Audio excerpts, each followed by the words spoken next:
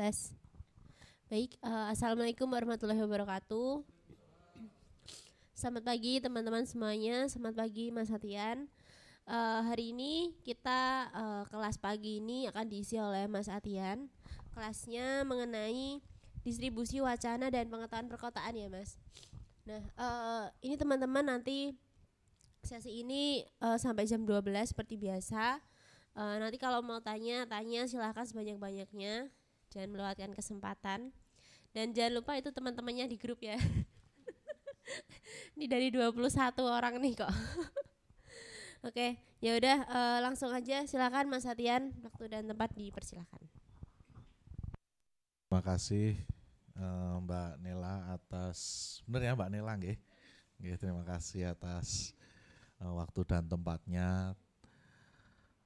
Teman-teman, perkenalkan, nama saya Muhammad Rahman Atian. Sehari-hari saya mengajar di jurusan Seni Rupa Universitas Negeri Semarang di beberapa mata kuliah, khususnya mata kuliah teori dan mata kuliah pameran.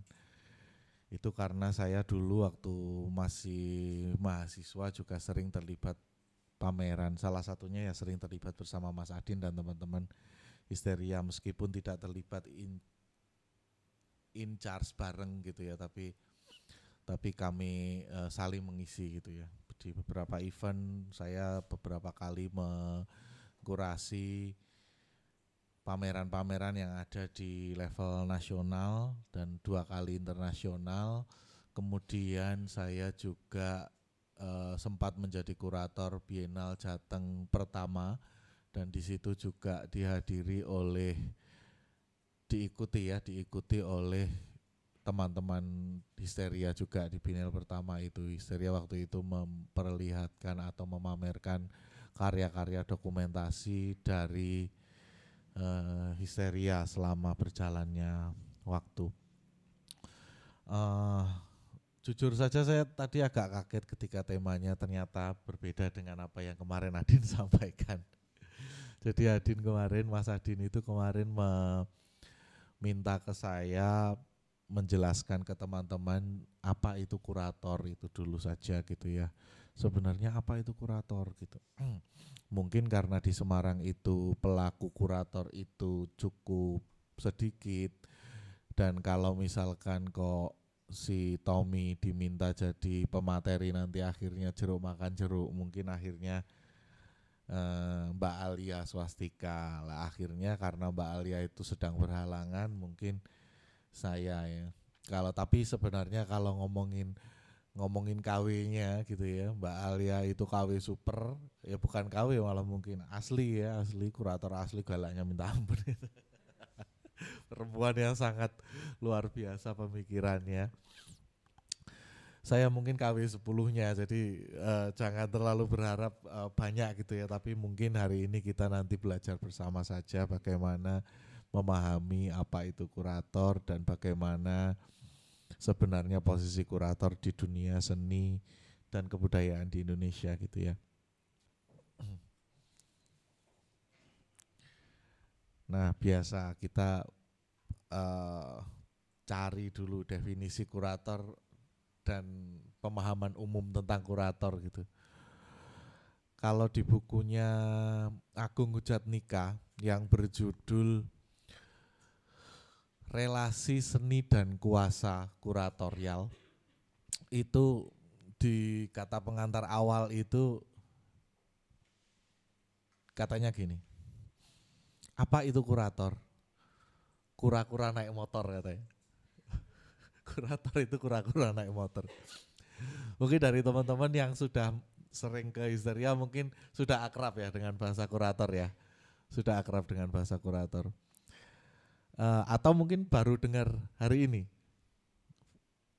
Udah akrab ya. Kalau misalkan pun baru dengar hari ini, saya juga tidak maitu.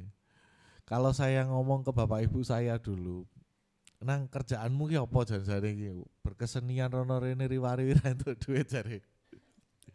Aku ki kurator, Bu. Kurator ki apa? Kurator ki apa? Panganan apa? Jangankan teman-teman yang lain gitu, circle keluarga saya saja tidak tahu apa itu kurator gitu. Jangankan circle keluarga saya, circle keluarga kurator-kurator besar, bahkan saya nggak yakin omnya Mbak Alia itu tahu apa itu kurator. Uh, banyak yang sulit memahami sebenarnya kurator itu apa gitu. Bahkan bagi teman-teman yang ada di sini pun mungkin memahami kurator itu alah sing kae lho sing tukang ngomong ning ngarep pameran karena nulis-nulis. Dan palingan itu. Bahkan di Wikipedia itu dituliskan kurator adalah pengurus atau pengawas institusi warisan budaya atau seni, misalkan museum bla bla bla gitu ya. Jadi kurator itu mengurusi dan mengawasi institusi lah, mengurusi dan mengawasi lah. Terus fungsinya nulis ini buat apa? Gitu kan? Fungsinya ngomong di depan para halayak saat ada pameran buat apa gitu? Terus saya akhirnya menghubungkan mata kuliah kuratorial itu seringkali dengan film Mr. Bean. Judulnya kalau tidak salah Bean. Jadi Mr. Bean suatu hari itu kerja di museum. Pernah lihat yang itu ya? Dia itu kerjaannya itu sebenarnya bukan sebagai kurator tapi sebagai caretaker. Jadi sebagai pengawas saja. Jadi kayak nunggu apa ya? Nunggu karya gitu. Nunggoni karya gitu. Sehari-hari tidur toh gitu. Nah, suatu hari ada kurator dari Amerika yang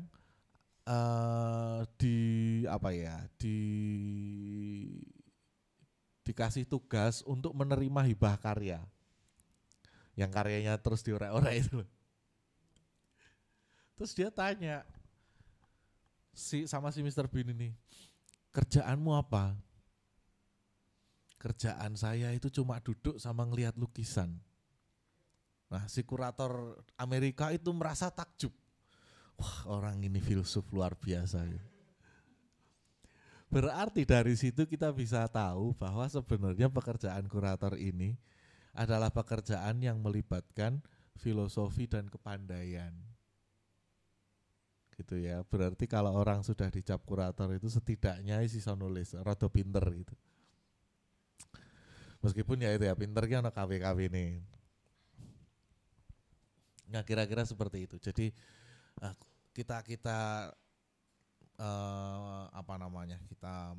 masuk ke ranah kurator itu sebagai orang yang biasa menulis dan dianggap sebagai orang yang pintar, orang yang cerdas.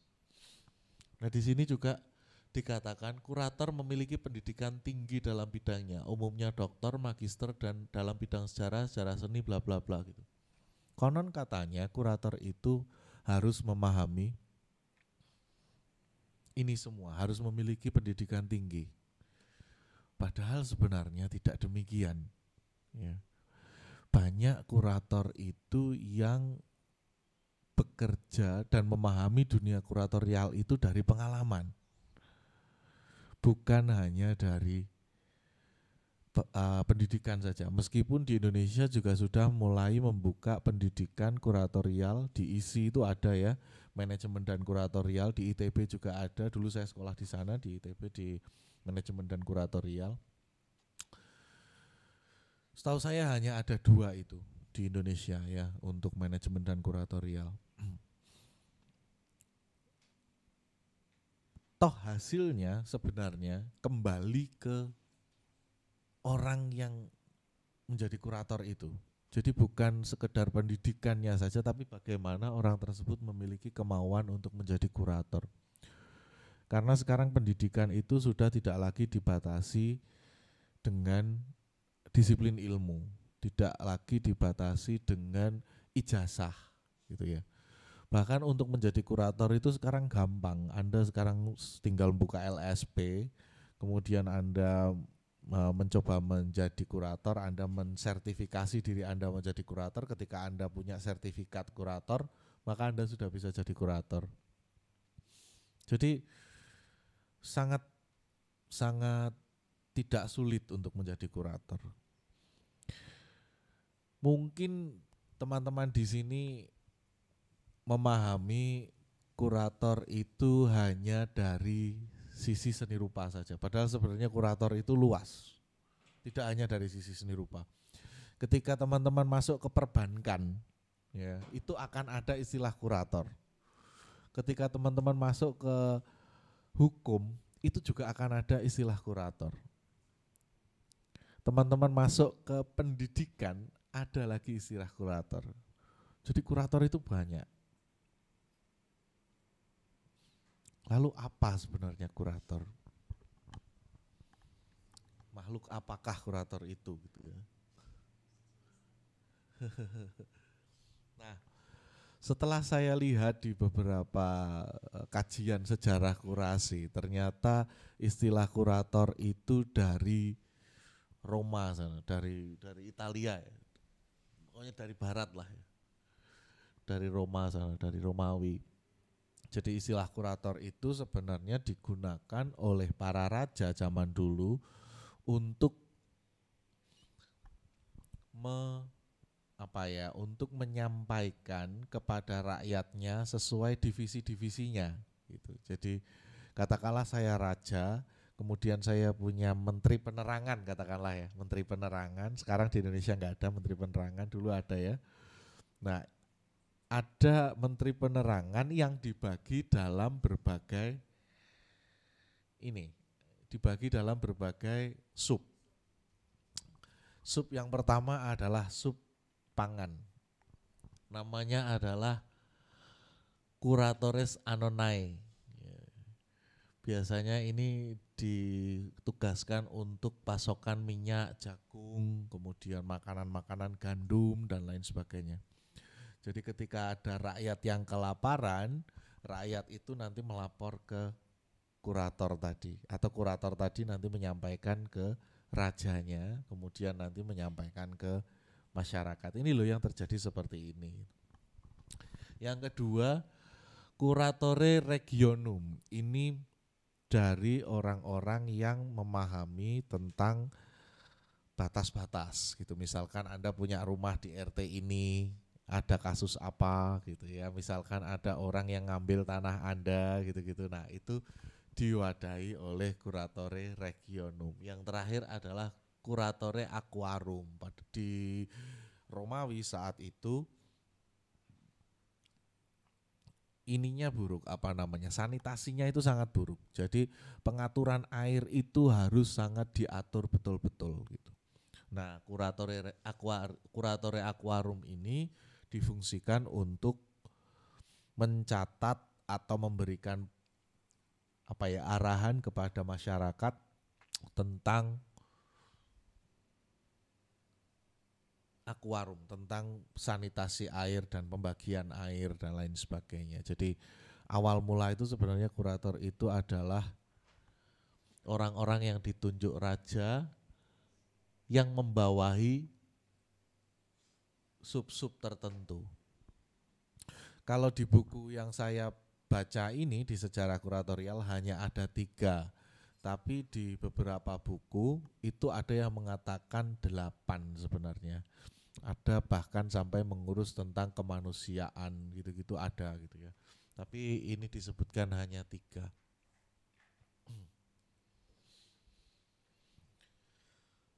Secara sekilas tadi kita sudah memahami kalau yang namanya kurator itu adalah penyampai gitu ya, penyampai apa yang ada di masyarakat ke raja, kemudian raja punya kebijakan tertentu kemudian disampaikan ke masyarakat.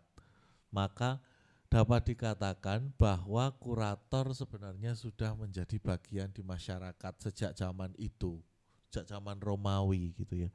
Nah, di sana kurator itu sifatnya orang yang suci, seperti bapak gitu ya, seperti kiai atau seperti pokoknya orang yang memiliki strata yang tinggi gitu. Maka sampai sekarang pun yang namanya kurator itu seringkali memiliki strata khusus di masyarakat.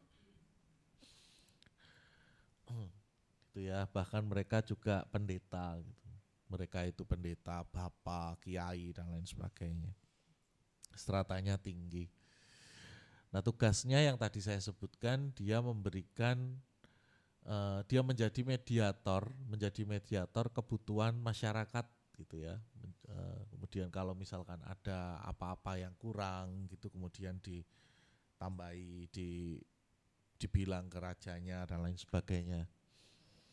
Nah, akhirnya definisi kurator itu secara kesejarahan itu sebenarnya lebih tepat disebut sebagai caretaker. Kalau di kita itu lebih tepat dikatakan juru kunci. Aneh ya memang ya, kurator kok juru kunci gitu. Kalian mungkin teman-teman mungkin pernah ke makam kiai siapa atau ke makam pendeta siapa atau ke tempat bersejarah apa gitu ya. Terus di situ ada juru kunci yang menjelaskan, wah ini dulu tuh ada seperti ini, dulu tuh kehidupannya seperti ini, bla bla bla. Nah, sebenarnya dia melakukan tugasnya sebagai kurator. Jadi kurator itu lebih tepat menjadi, dikatakan di Indonesia itu lebih tepatnya sebagai juru kunci. Juru kunci, kuncen.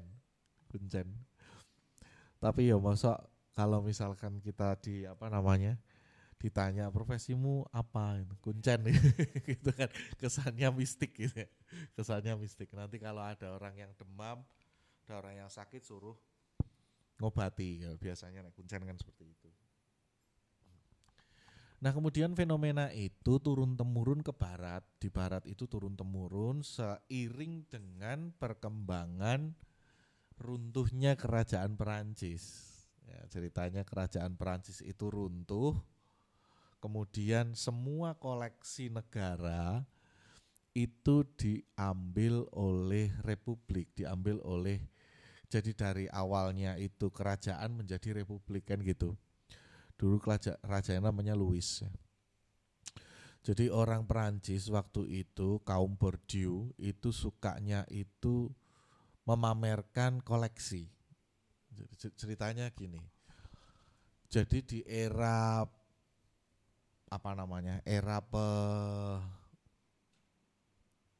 pelayaran itu orang akan sangat bangga kalau saya sudah pernah ke sana.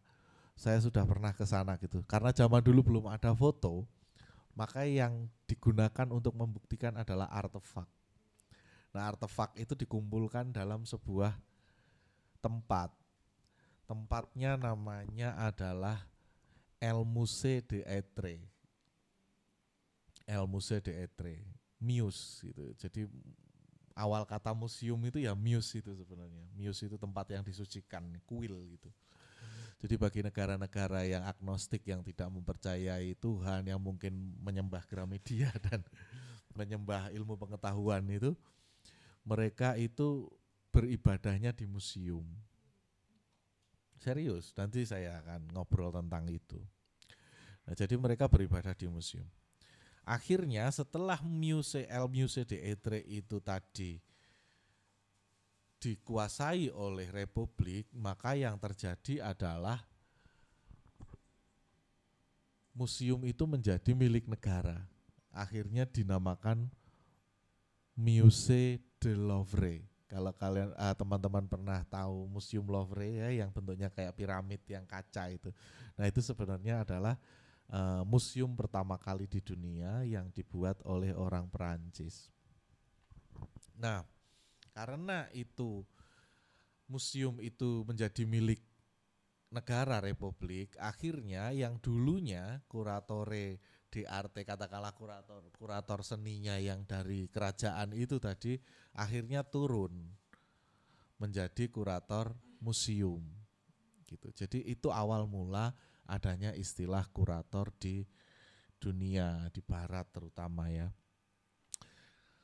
Kalau di Indonesia sendiri seperti apa? Kalau di Indonesia sebelum kita ngomongin medan kajian kurator ya, di Indonesia itu sebenarnya istilah kurator itu diakrabkan oleh seorang ahli museologi bernama Amir Sutaarga.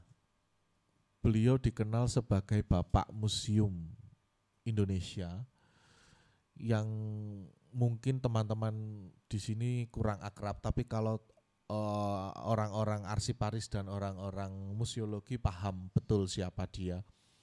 Namanya adalah Amir Sutaarga. dia kuliah di Perancis zaman dulu, kemudian mengistilahkan kurator dalam museum. Sebenarnya dulu nggak ada istilah galeri, museum, itu nggak ada di Indonesia. Adanya hanya tempat untuk memamerkan karya, udah gitu aja. Udah nggak ada namanya museum, itu nggak ada. Akhirnya lama-lama karena kita sudah belajar banyak dari barat juga, akhirnya ada.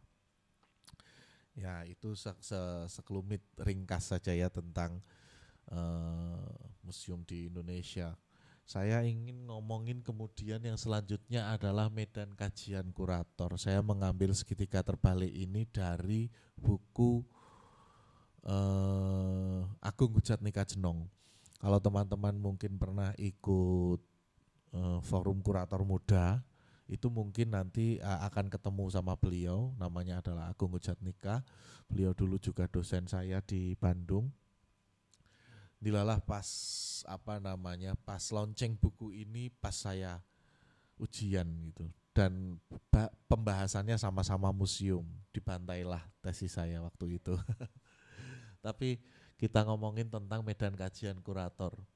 Sebenarnya apa sih yang dilakukan kurator atau kajiannya itu apa saja? Kalau kurator itu tadi disuruh nulis, disuruh ngomong di depan pameran, suruh menjelaskan ketika ada orang masuk ke pameran gitu ya, disuruh menjadi juru kunci. Medan kajiannya itu apa?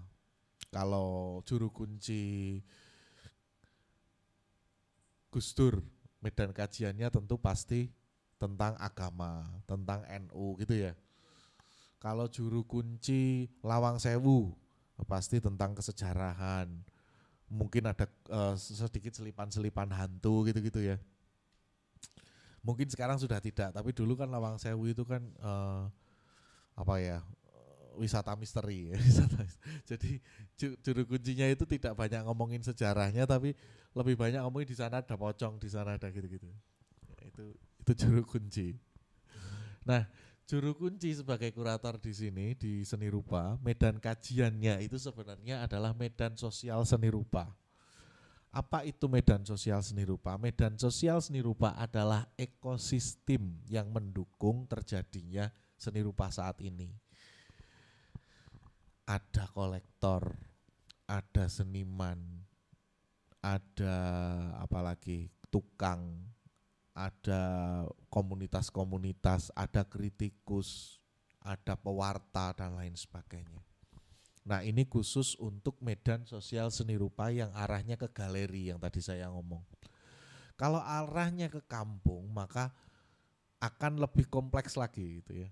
Medan sosial seni rupanya bukan sekedar yang tadi saya sebutkan, tapi bisa lebih kompleks seperti Pak RT, Pak RW, kemudian tokoh masyarakat.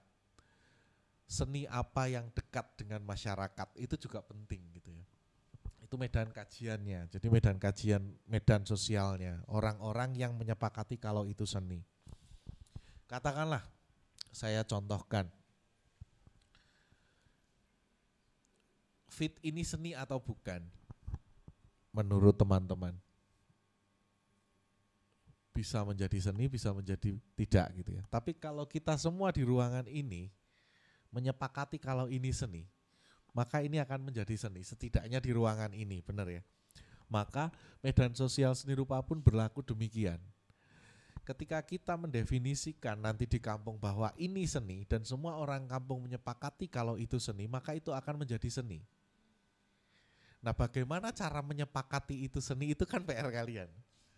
Dengan cara membubuhkan estetika di dalamnya, karya dikasih estetika, atau memberikan satu mitos tertentu gitu ya. Karya kalau dimitoskan kan bisa menjadi seni. Nanti urusan mitos nanti kita ngobrol lagi. Ya, jadi medan sosial seni rupa itu adalah medan yang sangat penting untuk kalian pahami. Kalian teman-teman mau bikin karya di masjid, mungkin enggak kalau karyanya itu ketelanjangan bentuknya. Hampir enggak mungkin gitu ya, hampir enggak mungkin. Sekekeh apapun kita ngomong, kalau ini tuh tentang kesucian gitu, enggak akan mungkin bisa. Sulit. Bahkan dulu konon Michelangelo ketika membuat The Creates of Adam, itu debatnya lama banget. Untuk menggambarkan ketelanjangan Adam itu debatnya lama. Pun akhirnya boleh gitu. Jadi memang membutuhkan pemahaman yang cukup dalam gitu. Jadi teman-teman, untuk medan sosial seni rupa ini khususnya di kampung, nanti teman-teman harus lebih bisa mengakali seluk-beluknya gitu ya. Kemudian yang kedua adalah medan kajiannya adalah ruang seni. Kalau yang kajian saya yang sering saya buat, ruang seni itu berupa galeri dan ruang-ruang publik umum yang sifatnya itu biasanya ada di dalam ruangan. Nah, kalau di kampung khususnya pergerakan dari teman-teman histeria ini kan biasanya ada di tengah kampung, kemudian membuat tempat menjadi situs gitu kan, itu kan melalui mitos dan estetika. Nah, maka kalian betul-betul harus memahami ruang seni itu seperti apa, sejarah ruang itu apa, kemudian bagaimana kalian memitoskan ruang itu gitu. Contoh, di kampus saya ada sebuah tempat bernama Jembatan Cinta. Mungkin kamu tahu ya, Jembatan Cinta itu adalah jembatan yang menghubungkan antara kos-kosan mahasiswa ke kampus. Ada sebuah jembatan yang, terima kasih, ada sebuah jembatan yang kecil jembatannya. Nah, di situ nanti cowok cewek kalau mau kuliah itu lewat di situ. Akhirnya lama-kelamaan sering ketemu, jatuh cinta, jadi Jembatan Cinta. Nah, ketika itu diangkat, itu tempat itu akan menjadi sebuah situs tertentu, ya kan? Nah, ketika kita mitoskan tempat itu, contoh, setiap pasangan yang melewati Jembatan Cinta ini, meskipun dulunya itu berantem, nanti lama-lama akan suka dan menikah. Itu mitosnya. Kita buat mitos itu, maka itu akan menjadi situs yang mungkin dikunjungi oleh berbagai macam golongan gitu. Mungkin nggak cuma orang yang kuliah di situ saja, kuliah di Tegal, kuliah di Undip, pengen ke situ. Sama seperti Korea, yang di Korea itu apa? Gembok itu ya. Itu kan sebenarnya kan dimitoskan. Oke ya. Kemudian yang ketiga, kajiannya adalah pameran. Sebagai kurator, Anda harus memahami bagaimana cara membuat pameran. Di galeri-galeri pada umumnya itu ada aturan khusus. Tapi kalau di kampung biasanya aturannya itu adalah kebudayaan. Jadi di bagaimana bentuk visualnya, bagaimana cara memajangnya, itu aturannya aturan kampung, bukan aturan galeri. Makanya sekali lagi saya katakan kalau pameran di luar galeri itu jauh lebih sulit gitu. Bukan berarti tidak lebih asik ya, tapi lebih sulit. Tapi bukan berarti tidak lebih asik, pasti lebih asik, saya yakin itu lebih asik. Yang terakhir adalah dimensi karya. Kurator itu wajib menjadi orang yang tahu betul tentang karya.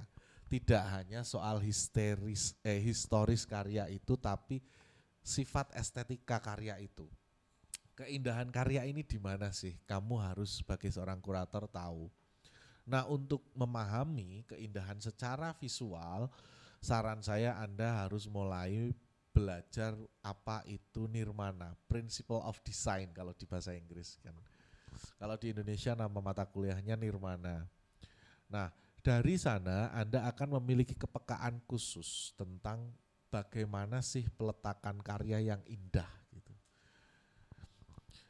Sama seperti chef. Hanya tahu, kemudian dipotong-potong, hanya dengan bumbu sederhana bisa membuat sesuatu yang enak. Tapi bagi orang lain yang tidak memahami bagaimana cara mengatur unsur makanan ini, unsur makanan yang bernama tahu ini, jadinya ya nggak enak. Nah, kurator itu harus bisa tahu, meskipun nggak harus bisa masak ya. Kurator itu harus bisa tahu kalau tahu dicampur garam sekian itu enak. Paham ya? Berarti kalau garis dicampur dengan lingkaran, dicampur dengan segitiga, itu pasti akan bagus. Kira-kira gitu. Pengaturannya gimana? Segitiganya di bawah, mungkin garisnya di atas, ke atas, kemudian lingkarannya ada di tengah.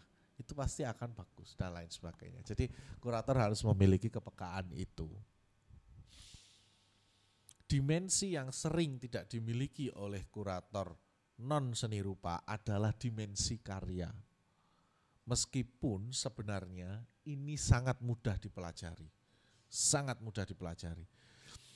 Saya contohkan, hari ini teman-teman semuanya memakai baju yang sangat serasi, yang sangat bagus gitu ya. Contoh, hitam dengan ungu.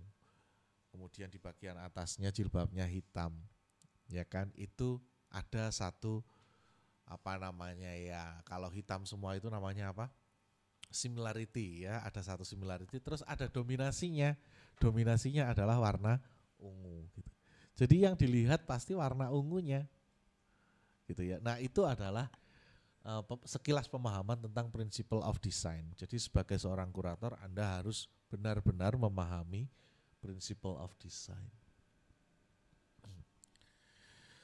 Selanjutnya di Indonesia itu dan mungkin di barat ada beberapa bentuk ikatan kurator gitu ya. Ada kurator independen.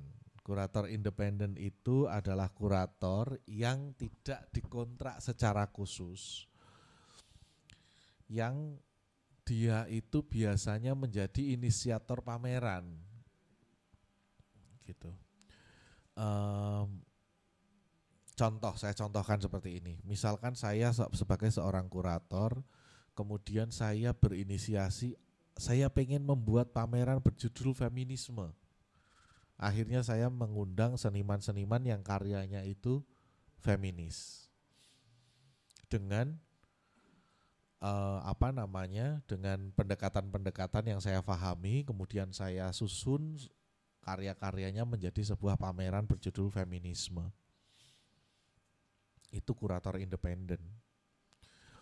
Biasanya urusan pembayaran dan lain sebagainya kalau kurator independen itu terikat di kontrak awal. Jadi per event gitu ya, biasanya per event. Nah, kalau saya secara pribadi, kalau hanya menulis sesuatu saya tidak mau disebut kurator kalau proses berkarya senimannya tidak saya dampingi. Jadi misalkan Anda seniman, kemudian saya sebagai seorang kurator, kalian sudah berkarya, karyanya udah jadi, kemudian saya diminta untuk mengkurasi, saya nggak mau. Saya hanya mau menuliskan, jadi posisi saya di pameran itu adalah penulis, bukan kurator.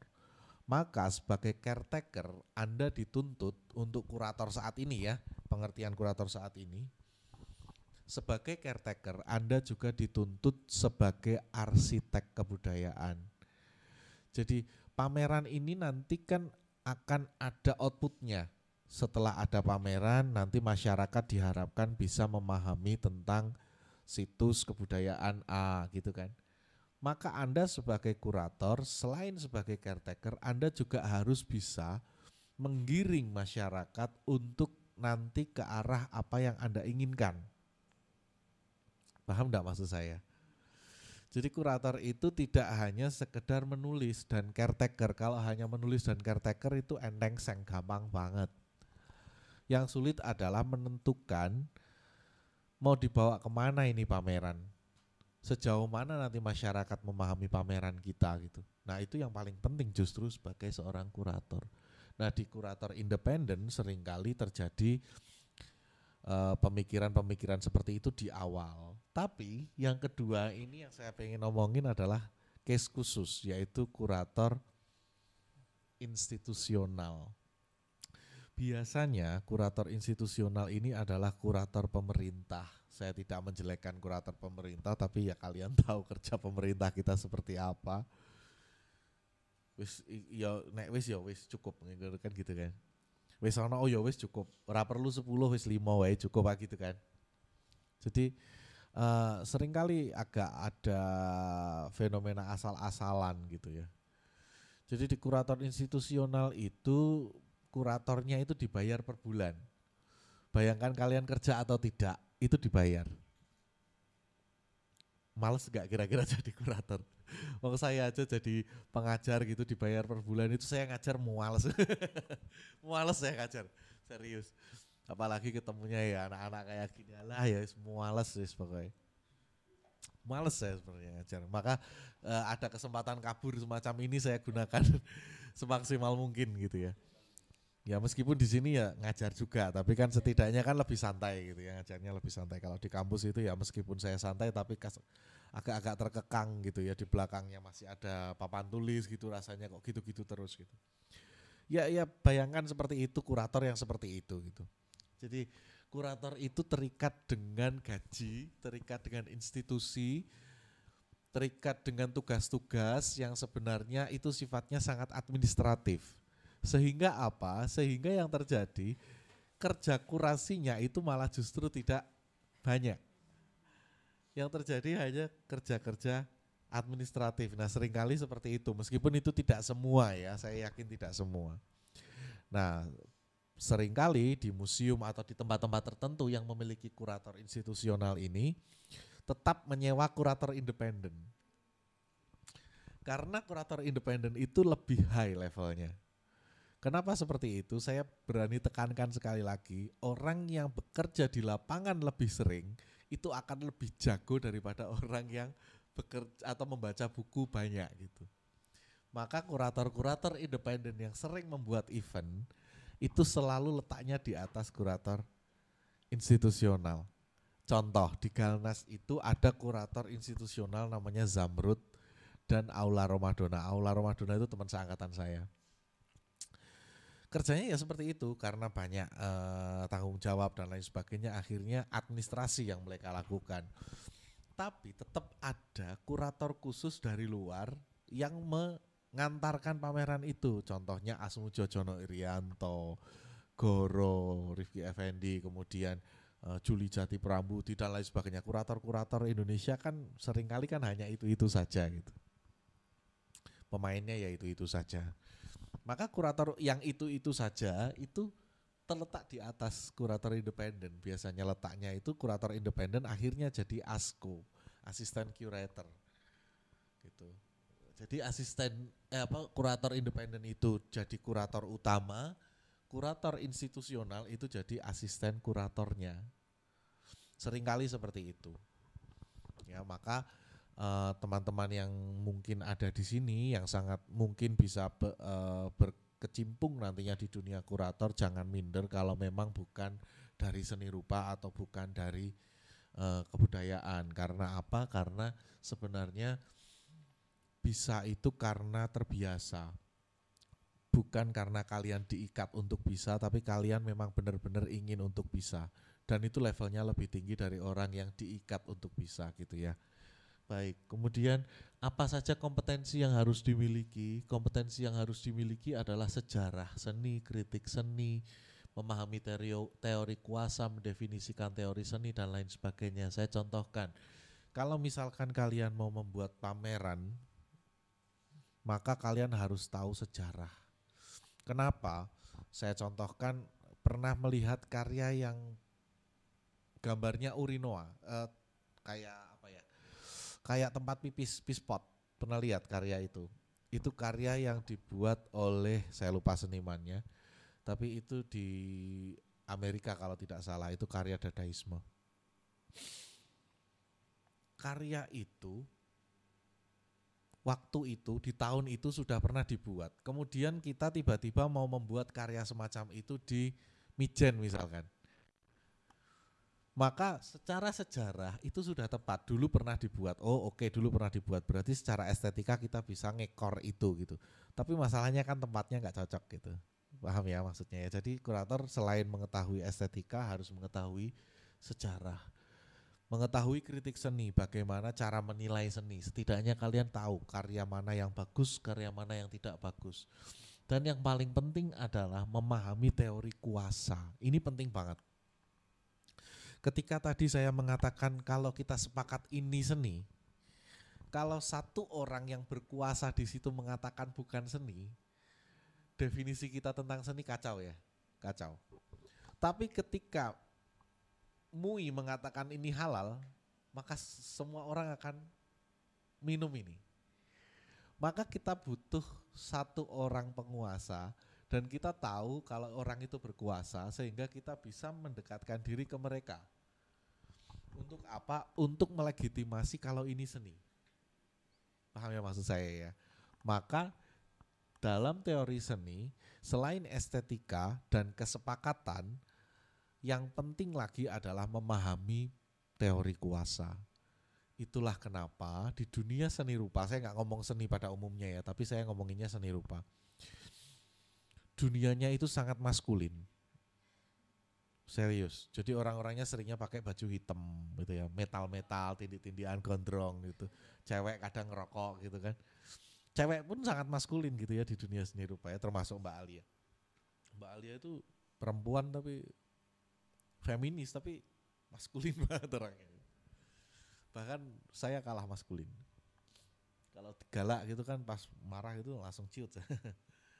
Ya kira-kira seperti itu. Dunia seni rupa itu dunia yang sangat maskulin. Dunia kuasa mengkuasai. Makanya di seni rupa itu ada teori kuasa namanya. Oke, selanjutnya ya. Oke, kita lihat dulu. Ini bedanya kurator independen dan kurator institusional. Ini adalah pemilik atau kalau Galnas itu apa? Kepala museum. Ini kepala museumnya. Dalam sebuah pameran, itu kepala museum menjadi penanggung jawab pameran. Ini kurator independen nih. Jadi kurator independennya adalah Rizky Ahmad Zailani, Jim Supangkat, Asikin Hasan, dan Rikri Kusmara, 4 orang ini. Nah, kurator institusionalnya adalah Zamrud Bayu ini. Jadi dia selalu masuk sebagai asisten kurator, bukan sebagai kurator utama. Ya, itu sering banget terjadi. Gitu ya, oke. Baik, next. Medan kerja kurator. Selain medan kajian tadi, medan kerja kurator itu yang pertama adalah meneliti. Kurator tidak bisa meneliti itu nonsens. Jadi kurator itu pokok yang harus dimiliki adalah bisa meneliti. Meneliti itu enggak harus secara formal. Di dunia seni itu ada 2 bentuk penelitian, teman-teman. Penelitian yang pertama itu penelitian formal. Penelitian seperti di kampus-kampus itu, penelitian formal lah itu membosankan gitu ya. Yang satunya lagi ada namanya penelitian estetis. Ini yang asik, penelitian estetis itu asik.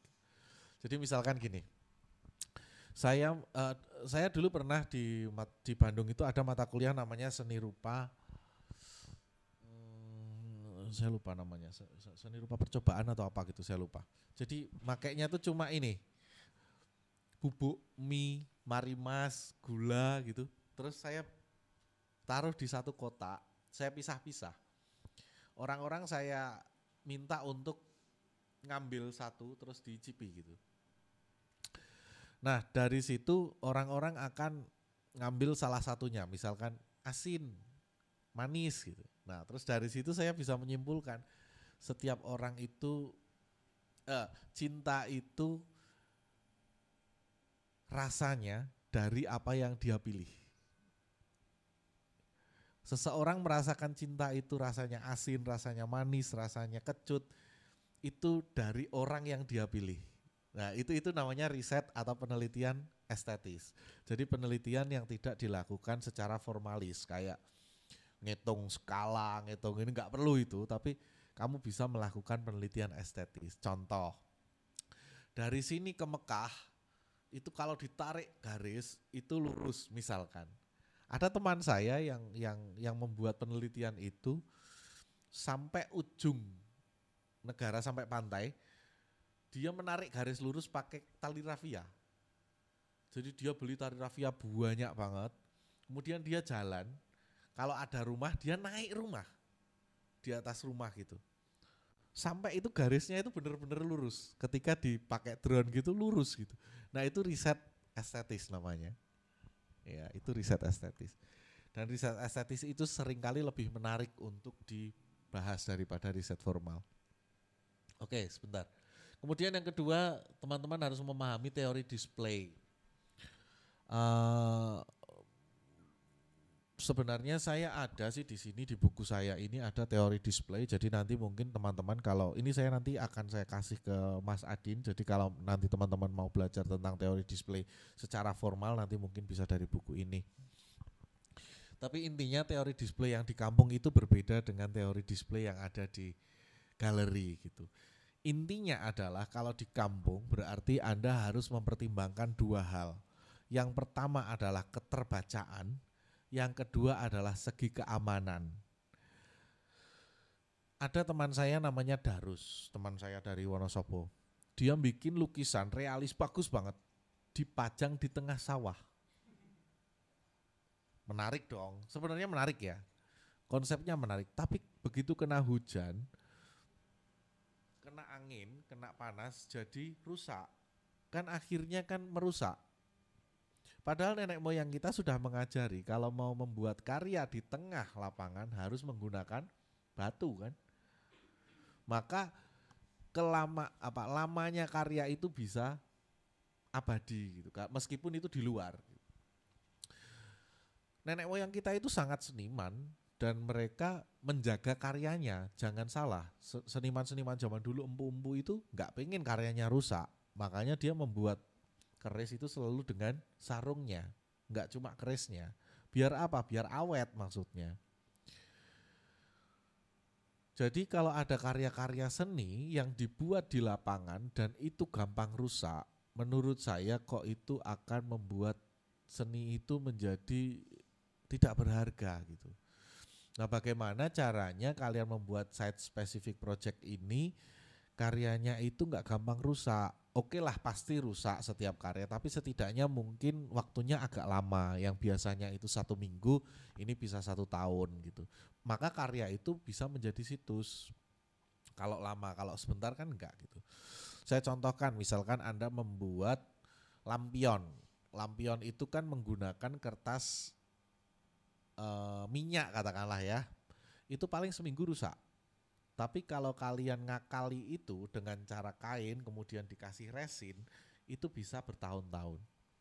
Nah, maka sebagai seorang kurator harus memahami bagaimana display dan perlakuan karya, terutama di kampung yang super sulit. Gitu ya. Jadi Anda harus bisa memahami bagaimana ngakali karya biar lama, biar awet. Itu menunjukkan kalau kalian itu sayang ke karya kalian. Kemudian setelah melakukan penelitian, kurator harus bisa menulis. Menulis ini juga penting loh. Di kampung,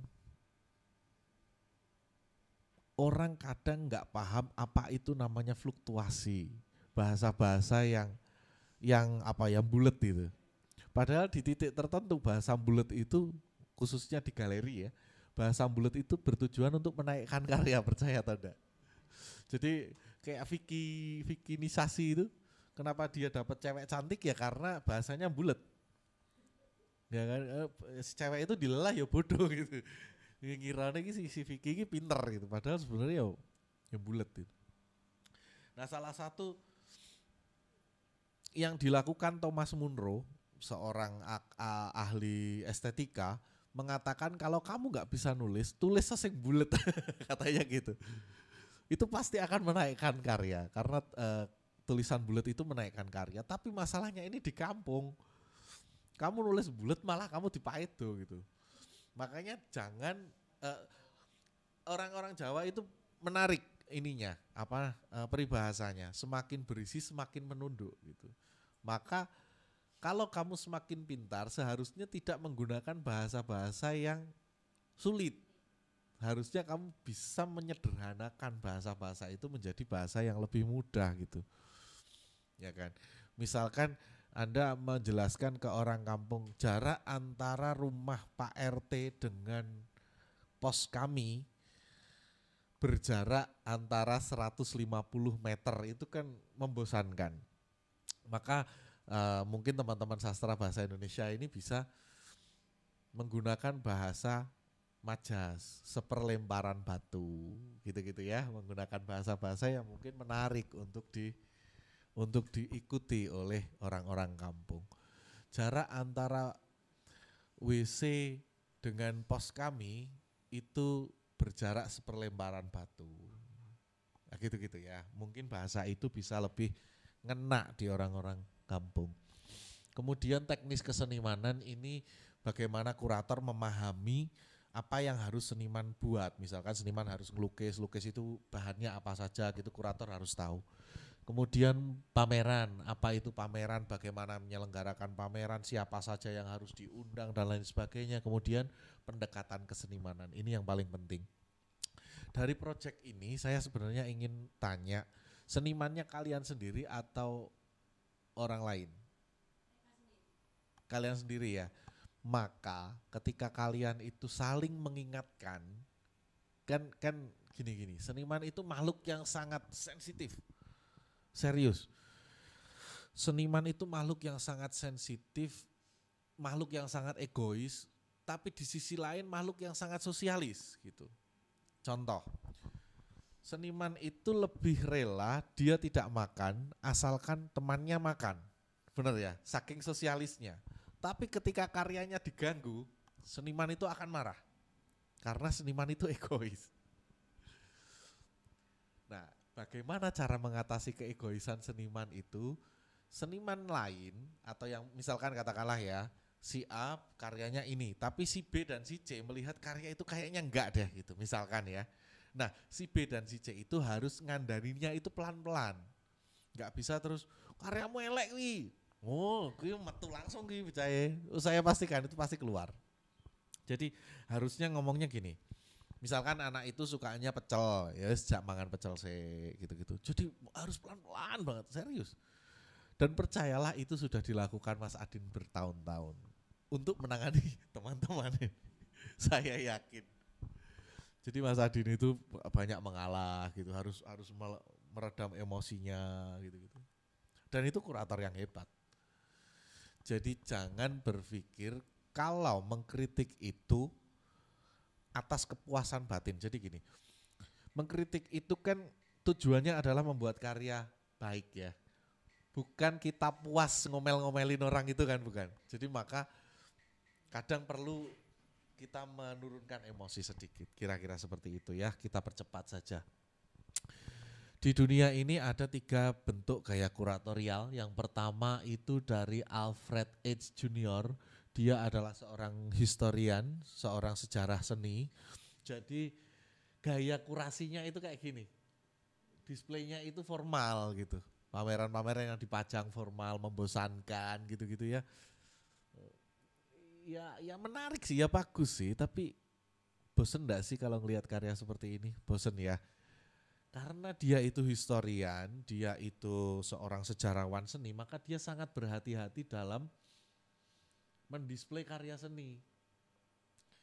Karya seni yang paling bagus, yang paling terkenal ditaruh di tengah. Karya seni yang biasa-biasa taruh samping-sampingnya sekitar kayak gitu-gitu. Jadi nggak menarik sama sekali sebenarnya gitu ya. Pendekatan yang pertama itu ya dari Alfred H itu. Risetnya dia menggunakan benang seperti ini.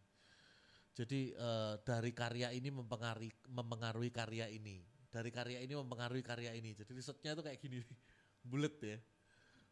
Tapi di galeri kembuletan seperti ini kesannya keren. Padahal sebenarnya ini bisa nggak dikonstruksi? Bisa banget. Kalian bikin 5 karya kemudian kalian pura-pura bikin garis-garis sebanyak itu aja bisa kan? Tapi di kampung apakah ini bisa? Nggak bisa. Riset seperti ini nggak bisa di kampung. Riset seperti ini hanya bisa ditampilkan di galeri-galeri papan atas yang orangnya itu sok pintar. Padahal sebenarnya mereka dibohongi. Maka saran saya gunakan bentuk riset non formalis. Ini riset formalis ya.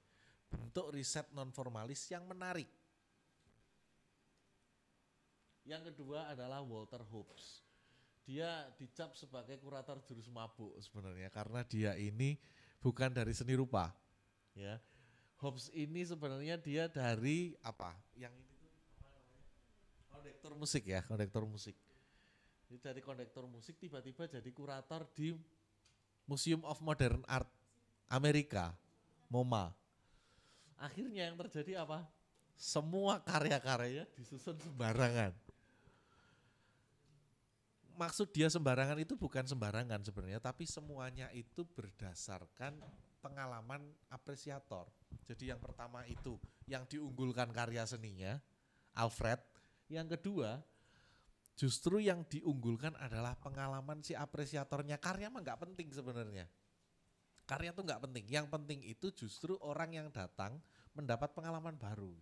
Akhirnya apa? Karya-karya disusun seperti ini. Bahkan kalau kalian ini aneh banget sih sebenarnya. Karya Van Gogh, kemudian siapa? Dali dan kawan-kawan itu dibuat komedi putar. Dibuat komedi putar kemudian diputar gini. Jadi nontonnya karya itu satu gitu.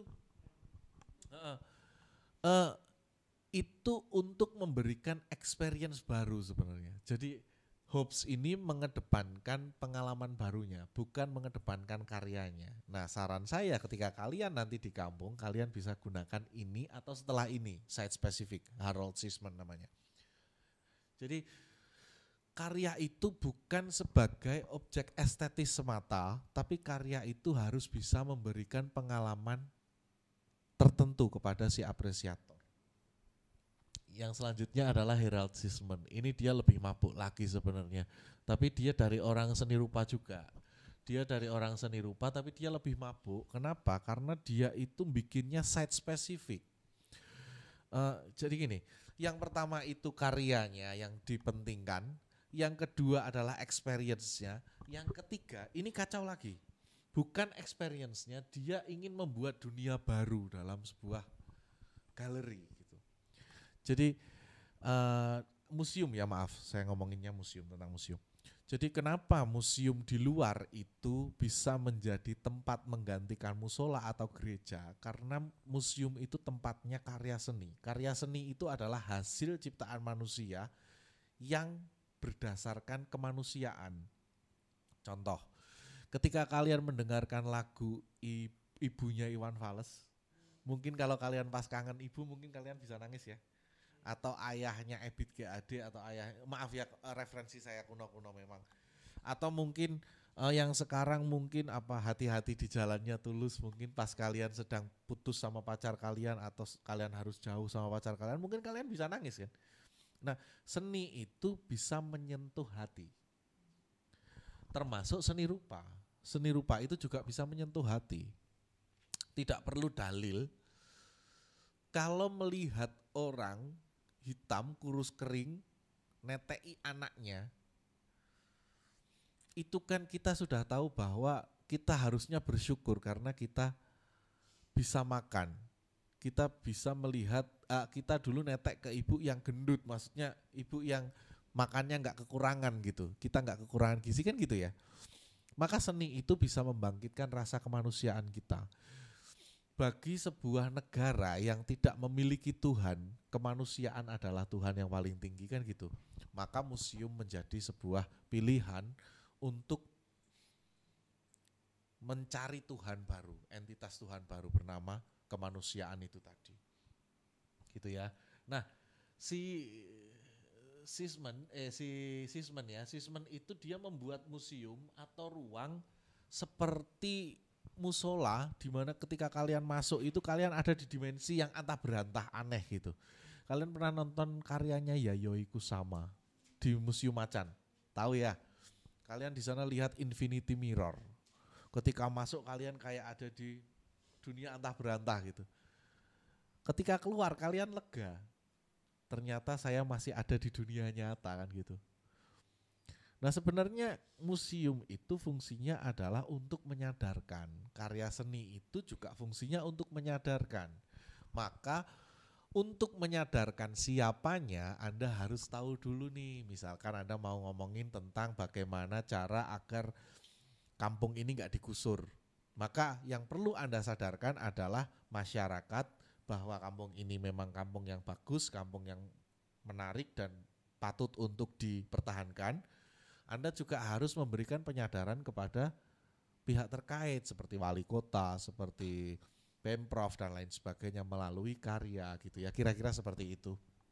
Nah, Harold ini, Sisman ini, dia membuat karya-karya yang besar-besar gigantik ketika masuk kalian seperti ada di dunia antah berantah, kemudian apa?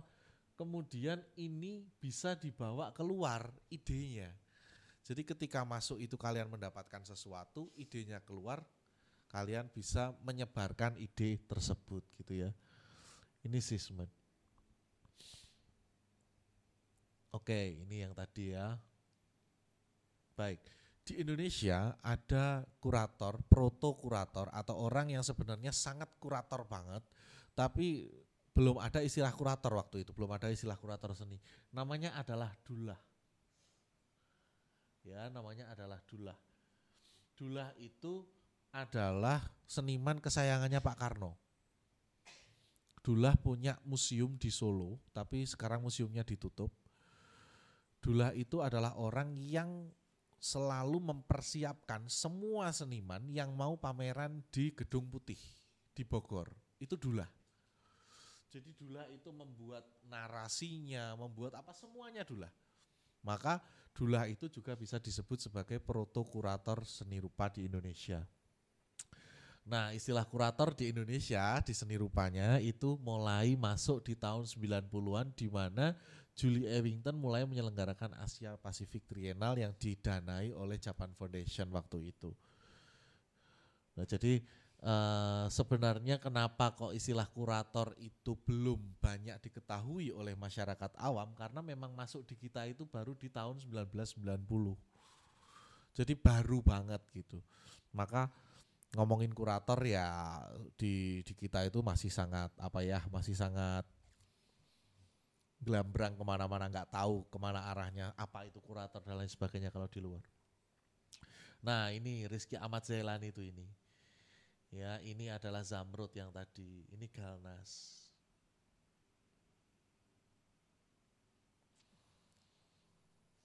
Nah, di era modern seperti ini kurator-kurator Indonesia ya. Di era modern semacam ini, sudah ditemukan sebuah teknologi robot kurator. Jadi robot itu bisa mengkurasi seniman, bisa menjadi caretaker, dan dia robot gitu. Dia bisa tahu berapa layer karya ini, berapa layer lapisan lukisannya itu dan lain sebagainya. Jadi ada robot yang memang bertugas sebagai kurator. Bayangkan saja sekarang kan parafrase itu sudah bisa dilakukan di internet ya, parafrase. Apalagi Turnitin itu bisa mengetahui sebanyak apa Anda meniru gitu. Tulisannya kok sebanyak apa Anda copy paste dan lain sebagainya. Maka ke depan juga pekerjaan kurator ini memiliki tantangan yang banyak sekali. Nah, ini Amir Sutarga yang tadi saya sebutkan ya. Bapak Permusiuman Indonesia. Saya punya bukunya, bahkan saya punya 8 buku yang dibuat oleh Pak Amir Sutarga, semuanya buku colongan. Waktu di kampus saya nyolong karena sulit sekali mendapatkan buku ini. Nah, ini buku teori kurasi dan kuasa Pak Jenong tadi. Oke ya, dimulai dari tahun 90-an orang Indonesia mengenal istilah kurator ya melalui pameran Japan Foundation. Kemudian satu kurator itu Ewington tadi, kemudian dia memilih kota-kota di Indonesia, kota-kota yang mencolok di Indonesia, Jogja, Solo, Bandung, Jakarta, untuk diikutkan di pameran Asia tadi. Seniman yang diundang itu kebanyakan seperti Heri Dono, Joko Peke, dan teman-teman Jogja lain, dan teman-teman yang lain lah ya, Bandung dan lain sebagainya. Yang terjadi adalah apa? Seniman yang diundang di pameran-pameran ini dicatat di hampir semua museum di dunia waktu itu. Sehingga apa? Sehingga pameran yang diinisiasi oleh museum-museum besar di dunia itu yang dihadiri hanya seniman-seniman yang dulu pernah ikut ini. Jadi kenapa kok seniman-senimannya kok itu saja yang diundang ya? Karena ya itu yang dicatat hanya ini gitu. Ya. Kemudian istilah kurator muncul dari seniman Jepang tadi. banyak kurator-kurator Indonesia seperti Jim Supangkat, Asmudjo Jono Irianto, Rizky Ahmad Zailani dan lain sebagainya yang sebenarnya awalnya profesinya adalah kritikus. Jadi berbeda, kurator sama kritikus itu berbeda. Kemudian ada Dullah yang pekerjaannya sudah sangat mengkuratori tapi sebenarnya belum ada istilah kurator. Ada juga seniman yang sangat kurator banget, namanya Pak Nindit. Nindityo mungkin kalian kenal ya, pendiri Cemeti. Tapi dia nggak mau disebut kurator. Ya kira-kira itu sebenarnya sekelumit kuratorial. Ini bagaimana cara membaca karya, nanti mungkin kita akan bahas. Kalau kita ada kesempatan selanjutnya, mungkin kalau ada pertanyaan dari teman-teman saya persilahkan. Terima kasih. Wassalamualaikum warahmatullahi wabarakatuh.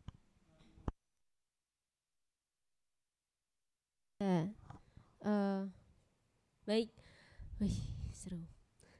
Jadi mungkin untuk memantik juga, aku malah punya pertanyaan nih Mas Atian. Kalau sejauh ini aku bukan seniman, aku juga bukan dari seni rupa. Latar belakang aku planologi, tata kota. Cuman karena aku berkecimpung di histeria, jadi aku banyak lihat teman-teman yang berkesenian gitu. Nah, salah satunya juga teman-teman kurator. Nah itu kalau kurator itu apakah mereka juga diharuskan untuk mampu mengimplikasikan pada medianya ya Mas? Jadi apakah mereka hanya sebatas sampai ke mengerti dan memahami teknik displaynya seperti apa, tapi apakah mereka juga harus bisa juga gitu, maksudnya mengimplikasikan di medianya gitu. Terima kasih.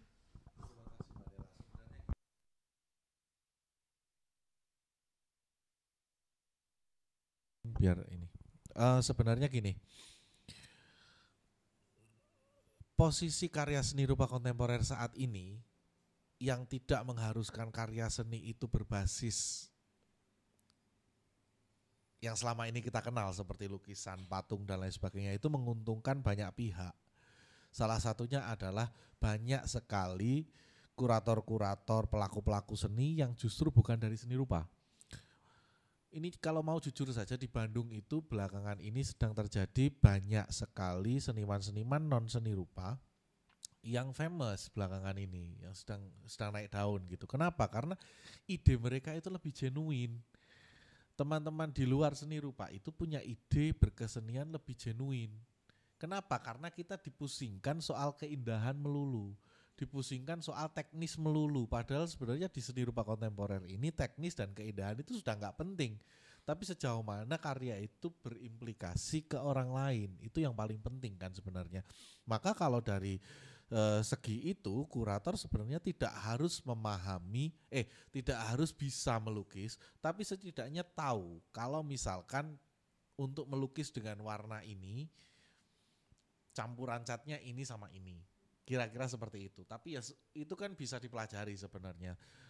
Saran saya sih sebenarnya untuk teman-teman yang punya disiplin ilmu yang lain, tidak harus mengikuti pola seni.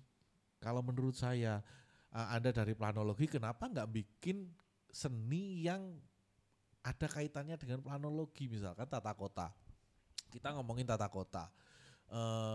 Kita tahu kalau ada karya seni namanya surrealisme ya. Surrealisme itu sesuatu yang seperti mimpi, seperti seolah-olah dan lain sebagainya. Kenapa kita nggak membuat tata kota, tapi di tata kota itu seolah-olah di situ ada planetarium tiba-tiba di Semarang punya mesin waktu. Itu kan menarik sebenarnya. Nah, untuk mengeksekusi itu seniman kan tidak harus menggunakan kriteria seni yang maksudnya yang apa ya? Yang harus lukis gitu. Mungkin bisa pakai teman-teman ahli peta misalkan, yang bikin peta dan lain sebagainya. Mungkin ahli sketsa gitu-gitu kan. Jadi yang medianya itu minim. Saya rasa itu sih Mbak Nela. Jadi simpulannya tidak harus kurator itu bisa sepenuhnya, tapi setidaknya memahami. Nah, untuk memahami itu mungkin bisa mencari seniman yang dekat dan relate dengan apa yang kurator pahami gitu. Saya pernah punya teman namanya Tandia. Disiplin ilmunya adalah fotografi. Dia S2 di Bandung, S1-nya fotografi, di mana dia bukan dari art nih ceritanya. Dia itu dari sosiologi kalau nggak salah. Dia bikin sosial eksperimen. Dia punya teori bahwa setiap apapun yang dipegang oleh profesi itu adalah weapon. Misalkan polisi membawa pistol, pistol itu adalah weapon. Kemudian security membawa tongkat, tongkat itu adalah weapon. Wartawan membawa laptop, laptop itu adalah weapon. Begitupun fotografer. Fotografer membawa fotografi itu adalah weapon. Nah, suatu saat dia main ke Thailand atau ke Filipina saya lupa. Dia bisa briefing, ini maaf ya, ini agak saru tapi ini bukan dalam rangka untuk menjelekkan atau menurunkan grade perempuan. Tapi gini, Tandia itu bisa merayu perempuan sampai masuk ke kamar, sampai foto telanjang, hanya dengan kamera. Maksudnya ketika orang sosial itu bisa memanfaatkan strategi sosialnya terhadap satu orang, kemudian orang itu dipengaruhi, maka orang itu bisa mengikuti apa yang dia inginkan. Nah, karya seninya di situ. Ternyata foto itu bisa membuat orang sebegitu gilanya. Ketika ngomong saya itu fotografer terkenal loh, saya itu kan gitu kan bisa kan sebenarnya. Nah, kajian-kajian seperti itu yang sebenarnya menarik. Kalau hanya berfokus lagi-lagi dilukis, lagi-lagi dipatung, itu menurut saya seni rupa nggak akan kaya, seni nggak akan kaya. Malah justru adanya teman-teman di sini yang punya disiplin yang luas ini justru itu yang menarik.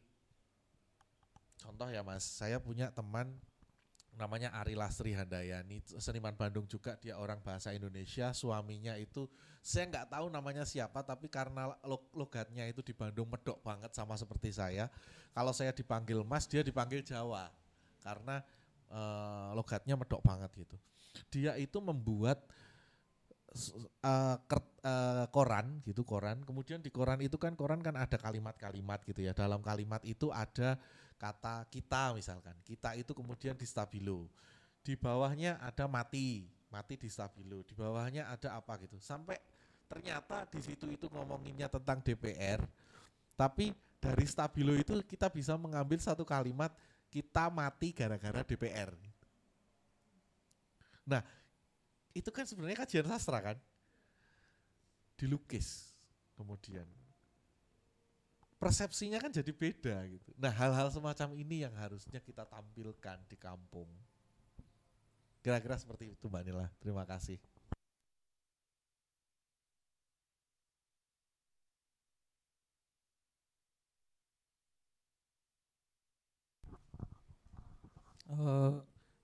Kenalin Mas, namaku Acong.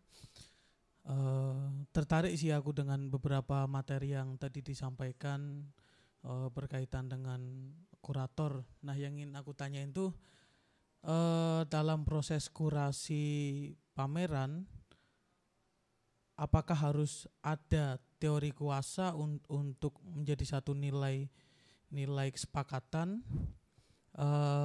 Terus apa indikatornya gitu? Kalau misalkan dari hanya satu sisi teori kuasa kan artinya sangat subjektif, itu sangat apa ya, penilainya itu berdasarkan apa yang orang yang memiliki kuasa itu. Nah, berkaitan dengan hal itu kan akhirnya aku juga butuh tahu bagaimana indikator seorang kurator itu menilai suatu karya seni itu. Minimal kalau misalkan bukan di ranah pendekatannya adalah estetika, indikator yang sangat dekat itu apa? Itu. Makasih Mas. Acol nggih, Mas Acol. Saya pernah punya teman seorang senior banget Mas Acol. Namanya adalah Buna Wijaya. Orang kaya raya banget. Silakan mungkin bisa di search aja Buna Wijaya nanti ya. Judul pamerannya adalah Membaca Merapi. Dia bukan orang seni rupa, dia adalah seorang anak Belanda yang kaya raya. Kemudian Pak Bunawijaya itu membiayai bukunya Pak Pirus. Ade Pirus adalah seorang seniman kaligrafi di Bandung gitu ya, dosen ITB juga. Nah, membiayai bukunya Pak Pirus, judulnya Melukis Islam waktu itu. Nah, karena adanya kedekatan Pak Pirus, Pak Bunawijaya dengan Pak Aryo, Pak Sunaryo, maaf bukan Pak Aryo Sunaryo tapi Pak Sunaryo Bandung ya, Pak Naryo. Akhirnya Bunawijaya yang karyanya adalah pemandangan alam dipamerkan di Selasar Sunaryo. Pemandangan alam, Mas, yang sering kali kita lihat di jalan-jalan itu loh. Itu dipamerkan di galeri kelas Sunaryo Art Space, Selasar Sunaryo Art Space. Itu dipamerkan di situ. Secara tidak langsung kita tahu bahwa uang itu sangat berkuasa berarti. Gitu ya. Berarti uang itu sangat berkuasa. Urusan akhirnya karya itu ada yang beli atau yang tidak, kan orang itu sudah punya uang banyak, prek. Gitu ya. Yang penting orang itu punya pride untuk pameran di ruang yang sangat luar biasa itu gitu. Nah, sebenarnya nilai kurasi dan melihat kualitas karya itu sangat penting dimiliki oleh kurator. Saya contohkan Jim Supangkat ketika membaca karya Mochtar Apin. Ada seorang seniman bernama Mochtar Apin, dia tuh sukanya tuh ngelukis wanita telanjang. Sukanya tuh main ke prostitusi gitu loh. Sukanya main ke prostitusi, sukanya ngelukis telanjang gitu. Menariknya Jim Supangkat tidak melihat kemesuman si Mochtar Apin enggak. Jim Supangkat justru melihat ini adalah metafora Mochtar Apin untuk melawan fenomena waktu itu sedang rame-ramenya sastra pujangga Melayu. Siti Nurbaya, perempuan yang dikekang. Akhirnya Mochtar Apin menggambarkan perempuan telanjang itu adalah perempuan yang tidak mau dikekang gitu. Padahal sebenarnya itu mesum gitu sebenarnya gitu. Nah, kita kan nggak tahu apakah itu benar mesum ataukah Mochtar Apin benar-benar menuliskan tentang itu gitu. Nah, kurator itu terkadang bisa melihat dari sisi tertentu seniman. Jadi tidak harus melihat nilai yang kita konstruksi saja, tapi juga mungkin ada sisi tertentu dari seniman yang menarik untuk diangkat gitu. Jadi nilai bagusnya itu bukan hanya di visualnya, mungkin bisa di konsepnya gitu-gitu ya. Nah, terkait dengan kuasa, sebenarnya mau tidak mau kita harus meyakinkan kuasa sebenarnya. Penguasa itu harus kita yakinkan. Contoh yang paling mudah sebenarnya, ketika kita mau pameran dan FPI semua datang, maka kita harus menggambarkan Habib Rizik, betul ya? Oke. Ketika kita nggambarin Habib Rizik yang kanan megang palu dan yang kiri megang arit, itu mungkin kita bisa dibunuh sama orang FPI. Maka sebenarnya kuasa itu adalah bagaimana cara untuk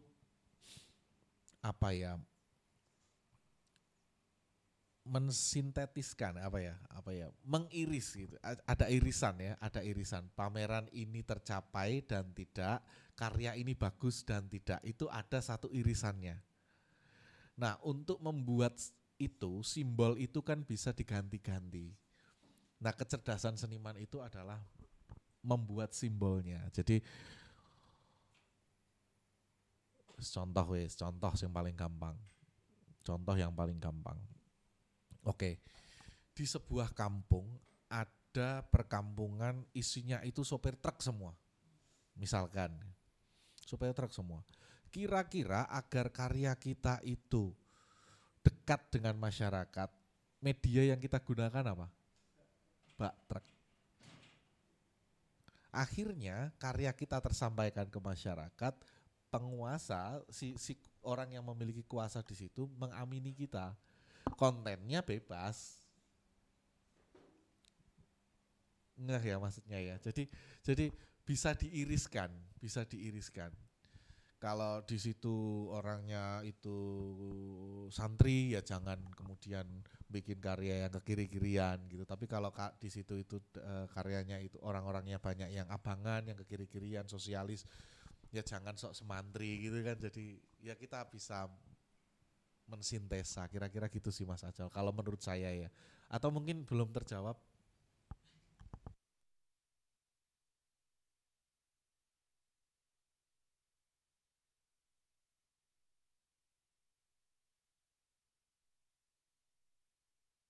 Em, ya, izin bertanya Mas Artian.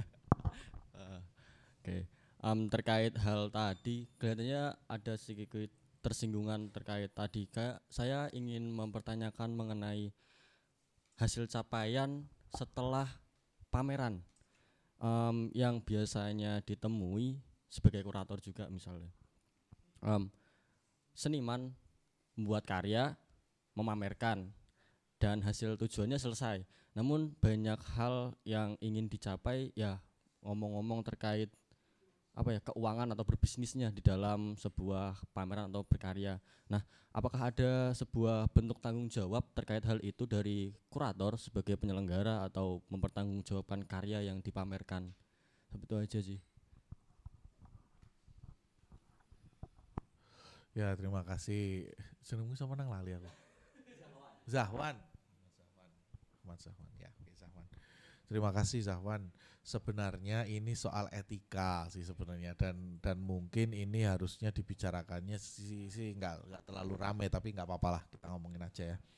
Jadi sebenarnya di luar itu tugas kurator itu bukan sebagai agen penjual karya, bukan sebagai art dealer. Kalau di kita itu ngomonginnya art dealer gitu ya.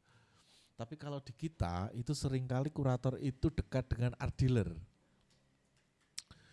Saya contohkan gini, misalkan saya pengen bikin pameran, kemudian saya ngundang nih seniman yang ada di sini, terus karyanya nggak laku, apa ya?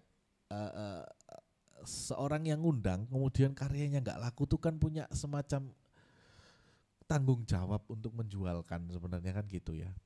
Maka seringkali itu yang digunakan untuk alasan itu yang digunakan untuk segera menjualkan.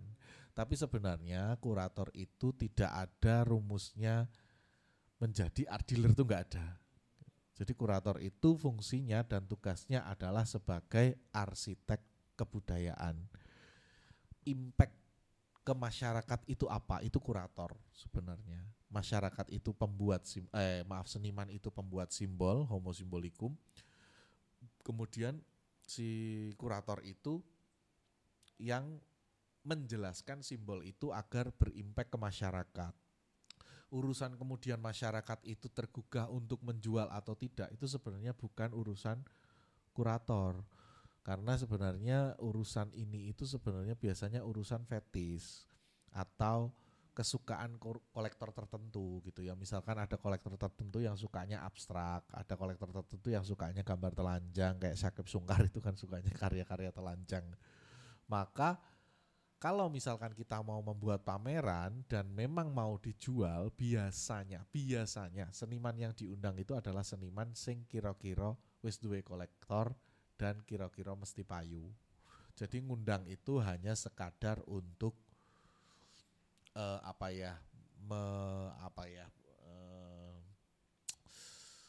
formalitas kali ya, formalitas untuk dijualkan. Tapi kalau tujuannya bukan untuk jualan, harusnya kurator itu lebih objektif dalam memilih karya, bukan hanya untuk nantinya laku atau tidak gitu. Kira-kira itu sih, tapi saran saya hindarilah fenomena atau hindarilah paham bahwa kurator itu adalah art dealer, karena Anda nanti akan kesulitan sendiri gitu, dengan cara mengajak seniman-seniman yang tidak komersil dulu di awal kalau pengen mau belajar di ranah kurasi gitu. Gitu ya Mas Ahwan ya. Monggo silahkan yang lain barangkali ada lagi.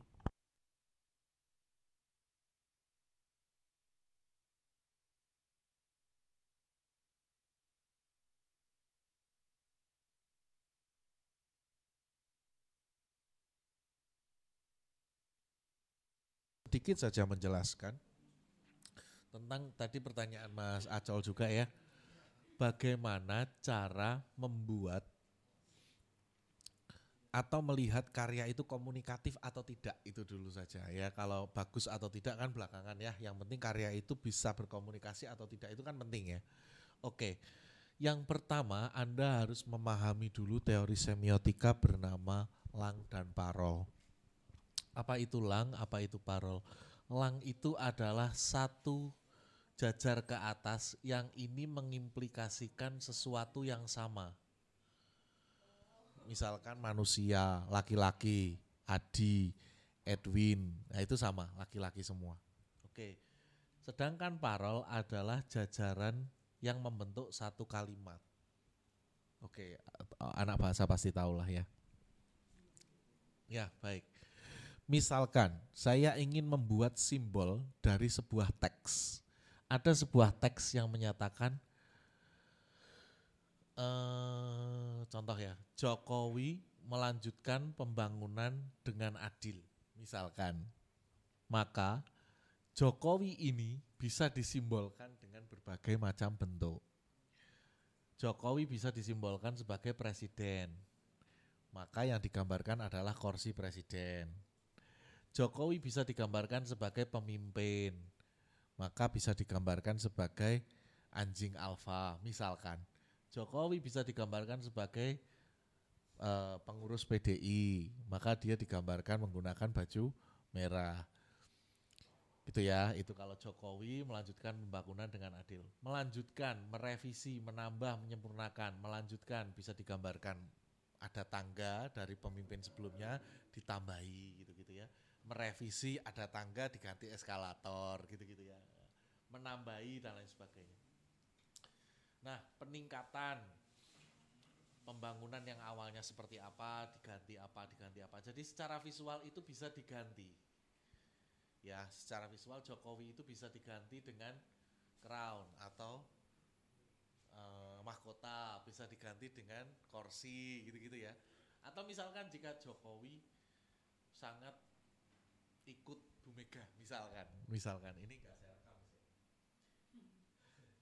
Misalkan di sini digambarkan Jokowi ya, Jokowi itu jadi pionnya Bu Mega atau Jokowi jadi bonekanya Bu Mega dan lain sebagainya. Paham ya maksud saya ya? Nah, itu dari kata-kata ini Anda bisa membuat banyak sekali simbol-simbol. Hanya dari satu kalimat Anda bisa kembangkan kalimat ini. Ya, misalkan pemimpin menyempurnakan pembangunan dengan bijak. Pemimpin itu bisa anjing alfa atau mungkin ini apa? Mahkota. Menyempurnakan yang tadinya jelek ditambahi jadi bagus. Pembangunan mungkin dikasih gambar apa namanya batu bata sama semen gitu ya. Dengan bijak mungkin apa ini timbangan gitu ya. Jadi tugas Anda selanjutnya setelah tahu simbol-simbol ini, tugas Anda selanjutnya adalah menyusun simbol itu. Nah, gitu.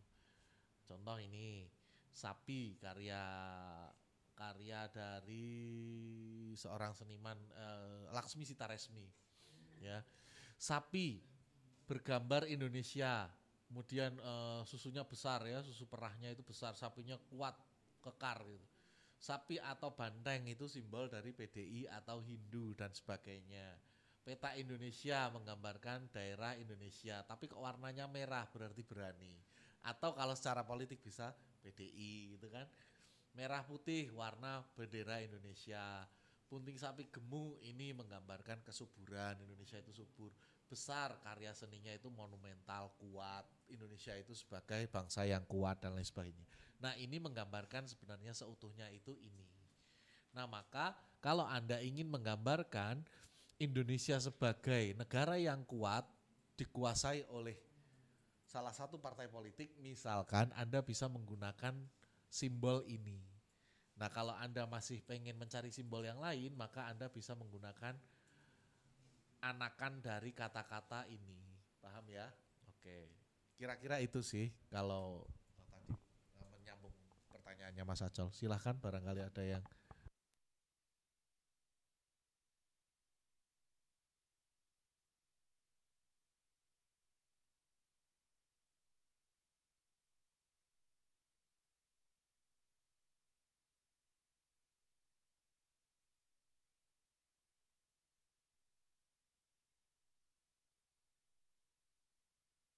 Sebenarnya nanti kita lebih banyak belajar sama Mas Atian juga loh, karena kan kita juga memproduksi karya di kampung kan nanti bakalannya. Dan harapannya nanti dari kelas ini dan materi yang disampaikan Mas Atian bisa jadi salah satu insight kalian juga sih, kita bersama maksudnya, karena sama-sama belajar juga. Terus ada lagi nggak yang mau nanya? Yang magang mungkin, Mbak Magang mau nanya. Nah mungkin ini ada tips nggak Mas untuk teman-teman yang sama sekali ya belum pernah berkarya di kampung itu, supaya apa yang digarap di kampung itu bisa masuk juga ke orang kampung sesuai dengan mungkin isu atau kita melihat kebutuhan atau potensi yang di sana gitu.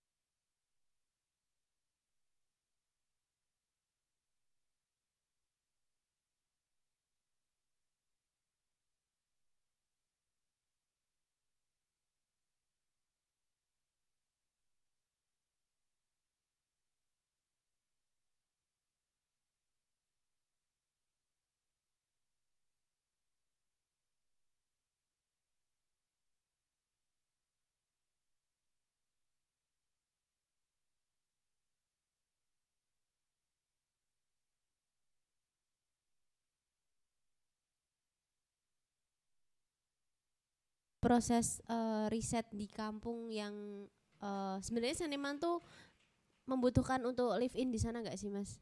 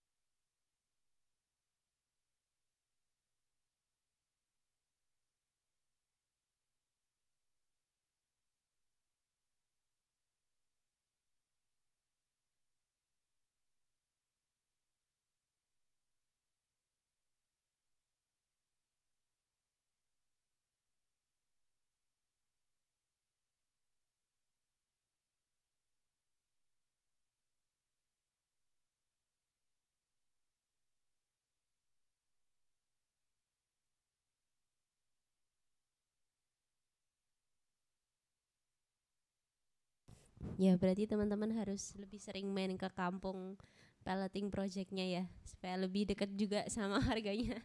Udah pernah belum? Belum pernah. Penting untuk membumi.